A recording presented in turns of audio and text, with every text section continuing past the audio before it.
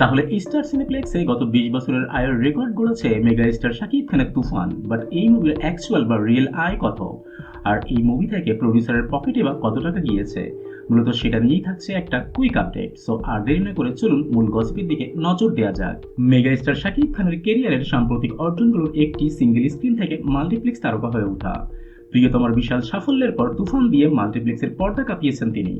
2024 সালে ব্যবসার নিরিখে মাল্টিপ্লেক্স চেইন স্টার সিনেপ্লেক্সে হলিউড, বলিউড ও টলিউড মুক্তিপ্রাপ্ত যে সকল সিনেমা সর্বোচ্চ ব্যবসা সকল সিনেমা হিসেবে আবির্ভূত হয়েছে, সেই সকল সিনেমার 10টির তালিকা করেছে স্টার সিনেপ্লেক্স।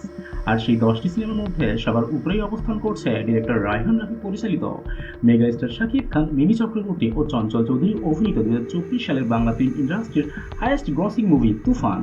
হলিউড, বলিউড ও টলিউড মিলিয়ে সবচেয়ে বেশি আয় করা 10 ছবির তালিকায় তুফানের পরেই রয়েছে Deadpool and Wolverine, Dunki, Godzilla and Kong, Crew, Moana 2, Venom the last dance, Kung Fu Panda 4, Rajkumar ও দরদ। স্টার সিনেপ্লেক্স মুভির র্যাঙ্কিং করলেও তুফানের মোট শো বা আয়ের কোনো তথ্য উল্লেখ করেনি, তবে অন্যভাবে আনুমানিক একটি হিসাব পাওয়া গিয়েছে। মাল্টিপ্লেক্সে সিনেমার টিকিট বিক্রির তথ্য অনলাইনে ট্র্যাক করে গ্রস আয় প্রকাশ করে বাংলা মুভি রিভিউ বা বিএমআর। ফেসবুক ভিত্তিক মেটাডাটা সংগ্রহকারী এই পেজের তথ্য মতে স্টার সিনেপ্লেক্স থেকে 13,15,00,000 টাকার টিকিট বিক্রি হয়েছে তুফানের। আর যতটুকু জানা যায়, এই চেইন থেকে টিকিটের মোট দামের 20% পেয়ে থাকেন সিনেমার প্রডিউসার। আর সেই হিসেবে স্টার সিনেপ্লেক্স থেকে প্রায় 2,70,00,000 টাকার মতো পকেটে গিয়েছে তুফানের প্রডিউসারের। আর তুফানের এই পরিমাণ আয় এসেছে 2,561 শো থেকে।